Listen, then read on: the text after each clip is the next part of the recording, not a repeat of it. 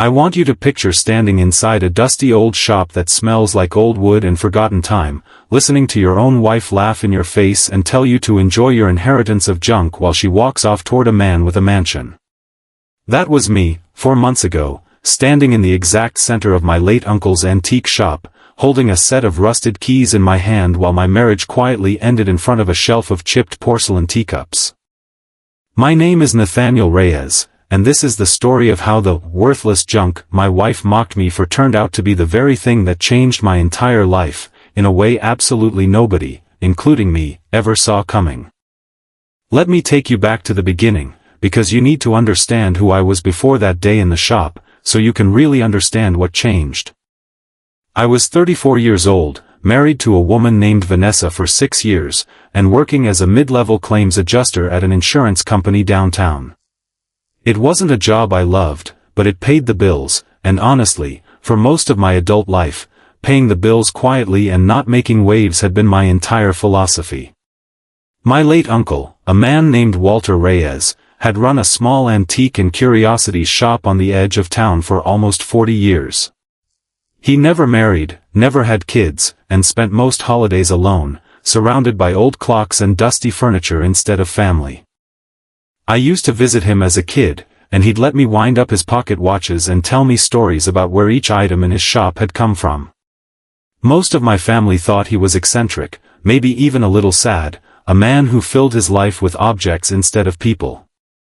When Walter passed away last spring, quietly, in his sleep, at the age of 78, I was the only relative who showed up to sort through his affairs. My parents were long gone, my siblings lived out of state and didn't particularly care, and somehow, without any big dramatic reading of a will, it became clear that everything Walter owned, the shop, the building it sat in, and every dusty item inside it, was left to me.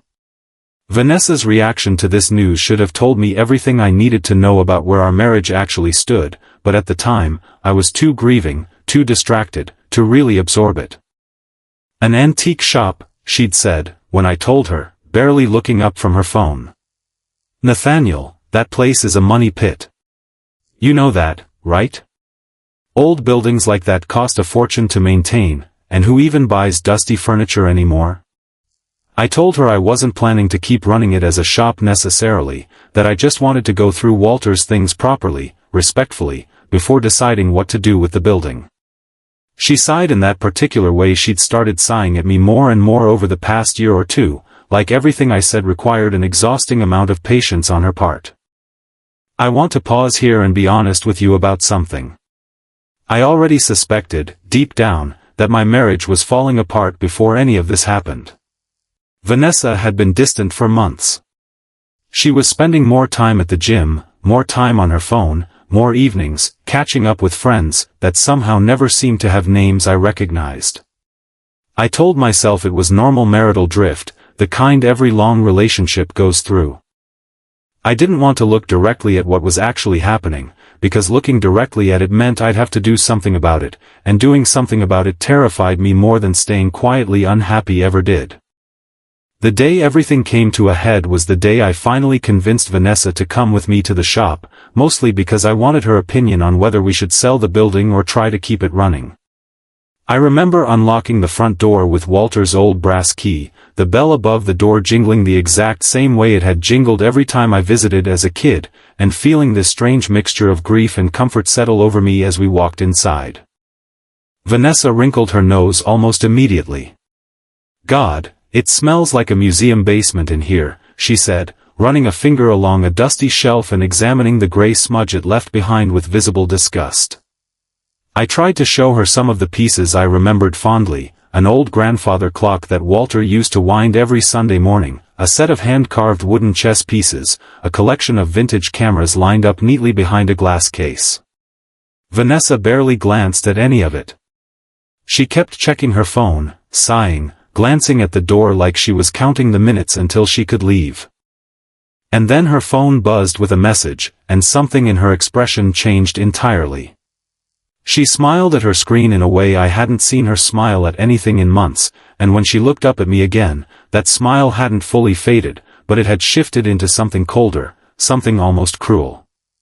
"Nathaniel," she said, I need to tell you something, and I think now is actually a pretty fitting time to say it. I remember my stomach dropping before she even finished the sentence, that instinctive animal sense that something terrible was coming. I've been seeing someone, she said, plainly, like she was telling me about a dentist appointment. His name is Marcus. He's been very patient with me while I figured out how to tell you. And honestly, standing here in this dusty shop full of your uncle's junk kind of confirms everything I've been feeling for a while now. I felt like the floor had tilted slightly underneath me. What does that mean? I managed to ask. She gestured around at the shop, at the shelves of old clocks and forgotten trinkets, with something close to contempt. It means this, she said. This is basically my life with you in a nutshell. Old, dusty, going nowhere. Marcus has a 5-bedroom house on the north side, a boat, actual money in the bank. He took me to Napa last month, did you know that? I told you I was at a work conference. She laughed, a short, humorless laugh. Enjoy your inheritance of junk, Nathaniel. My new boyfriend has a mansion and money. I think it's pretty clear which life I'd rather be living. I want to tell you I had some brilliant, cutting response in that moment, some perfect line that put her in her place immediately. I didn't. I just stood there, holding an old pocket watch that had belonged to my uncle, feeling something inside me crack quietly in half. But here's the strange thing. Somewhere underneath the shock and the hurt, something else was happening too, something calm and steady that surprised even me. I smiled, and I said, simply, thank you. She blinked, clearly expecting anger, or begging, or tears, not gratitude. Thank you. For what, exactly? For finally being honest, I said. You could have kept pretending for another year. I'm glad you didn't. She didn't have a response to that. She just grabbed her purse, told me she'd have her things moved out of the house within the week, and walked out of the shop, the bell jingling behind her one last time, this time sounding almost mocking in the empty silence she left behind. I stood there for a long time after she left, surrounded by Walter's things, feeling more alone than I think I'd ever felt in my life. But I also felt, strangely, a small flicker of relief underneath all that pain, the same kind of relief you feel when a wound that's been infected finally gets lanced open. If you've ever had someone you loved say something so cruel that it accidentally set you free, I think you're going to want to stick around for the rest of this story, so go ahead and hit subscribe now, because what I found later that same night is the part of this story that changed absolutely everything. I didn't go home that night. I couldn't stand the idea of sitting in that house alone, surrounded by all the physical reminders of a marriage that had apparently been hollow for longer than I wanted to admit. Instead, I stayed at the shop, telling myself I'd start sorting through Walter's things properly, if only to keep my hands and mind busy. I made my way to the small back office Walter used to keep, a cramped little room stacked with ledgers, receipts, and old cardboard boxes that smelled like aged paper and pipe tobacco.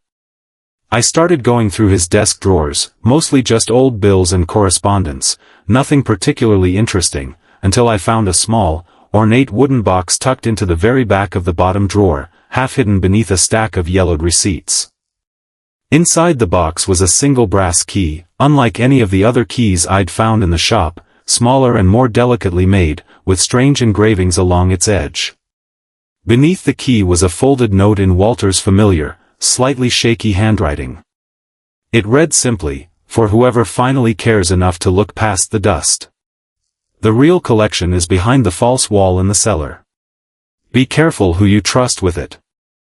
I remember reading that note 3 times, feeling a strange chill move through me, half excitement, half unease. My uncle had always been eccentric, sure, but he'd never struck me as the type for hidden messages and secret rooms. Still, curiosity got the better of me, and I made my way down to the cellar with an old flashlight I found in his desk. The cellar was cold, cluttered with old furniture covered in white sheets, cobwebs draped across the corners like decoration. I ran my hands along the stone walls, feeling for anything unusual, until I found a section near the back that sounded distinctly hollow when I knocked on it, unlike the solid stone surrounding it. After several minutes of searching, I found a small, nearly invisible seam in the wall, and using the brass key from the box, I discovered a hidden latch mechanism that clicked open with a soft, satisfying sound. Behind the false wall was a narrow room, dry and climate-controlled in a way that felt completely out of place compared to the rest of the dusty cellar. Inside, carefully preserved on shelves and in locked glass cabinets, was an entirely different collection than anything upstairs. Rare first edition books. A small collection of what looked like genuine, museum-quality artifacts, coins, and jewelry. Several paintings that even I, with my limited knowledge, could tell were old and possibly significant. And tucked in a locked drawer, a leather-bound ledger detailing decades of careful, quiet acquisitions, alongside notes about appraisals, provenance, and estimated values that made my breath catch in my throat. My Uncle Walter, the eccentric old man everyone thought had wasted his life surrounded by worthless clutter, had spent nearly 4 decades quietly building one of the most valuable private collections I'd ever heard of, hidden entirely behind a wall of deliberately unremarkable junk designed to keep exactly the kind of people who dismissed him from ever looking twice. I sat on the cold cellar floor for a long time that night, laughing and crying at the same time, overwhelmed by grief for a man I clearly hadn't known nearly as well as I thought, and overwhelmed by the sheer, staggering realization of what I'd just inherited. Over the following weeks, I quietly hired a reputable appraiser, a careful, discreet older woman named Ms. Alcott who specialized in exactly this kind of estate discovery. She spent nearly 2 full days going through the hidden collection, and when she finally sat me down with her preliminary assessment, her hands were slightly unsteady as she slid the paperwork across the desk. The collection, conservatively, was worth well over $4 million. Some individual pieces, she explained, particularly 2 of the paintings and a small set of rare coins, could be worth significantly more once properly authenticated and brought to the right specialized auctions. I didn't tell anyone right away. I sat with the news privately for almost a month, processing it slowly, deciding what kind of man I wanted to be on the other side of this discovery. Money like that changes people, and I didn't want it to change me into someone I didn't recognize. Meanwhile, divorce proceedings with Vanessa moved forward. She'd moved in with Marcus almost immediately, posting occasional glimpses of her new life online, dinners at expensive restaurants, weekends at what I assumed was Marcus's mansion, always with captions about, "finally living the life I deserve." I didn't say anything, didn't reach out, didn't try to correct her narrative in any way. I simply let her believe exactly what she wanted to believe, that she'd escaped a dusty, dead-end life for something better. The twist, the part one genuinely didn't see coming, arrived about 3 months later, in the form of a mutual friend named Colin, who reached out to check in on me, clearly feeling awkward about everything that had happened. "Have you heard from Vanessa lately?" he asked, during a phone call that had started as simple small talk. "Not really," I said. "Why?" He hesitated. "Marcus's business is in trouble. Like, serious trouble.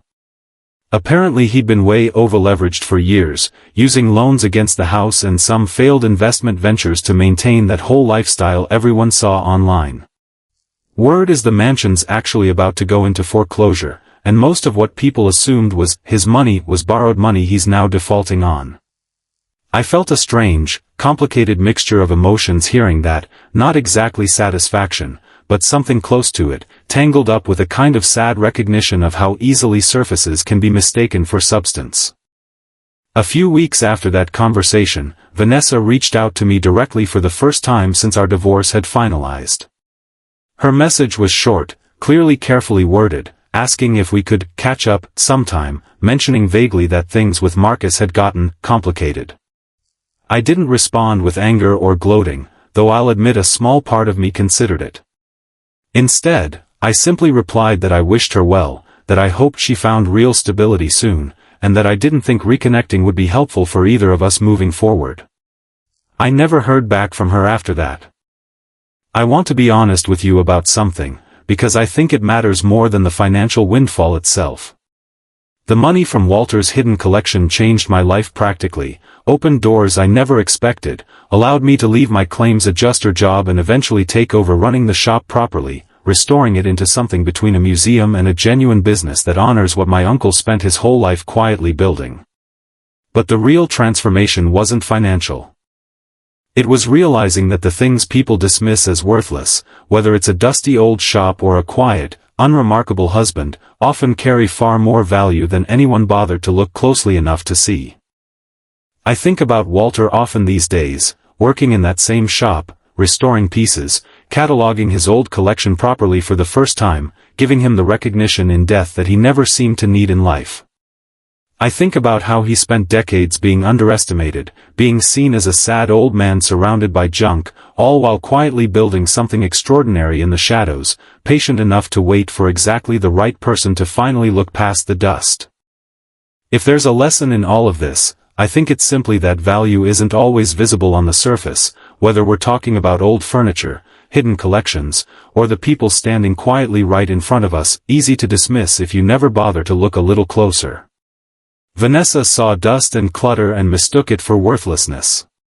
She saw a quiet, steady husband and mistook stability for something to be ashamed of. I don't say that with bitterness anymore, just with a strange kind of gratitude for how clearly that one cruel afternoon in the shop ended up revealing exactly what mattered and exactly what didn't. If this story meant something to you, if you've ever been underestimated by someone who mistook your quiet steadiness for having nothing to offer, I'd love to hear about it in the comments below. And if you enjoyed this one, go ahead and subscribe, because there are plenty more stories like this one coming, stories about the quiet ones who end up surprising everybody in the end. Thanks for listening, and I'll see you in the next story.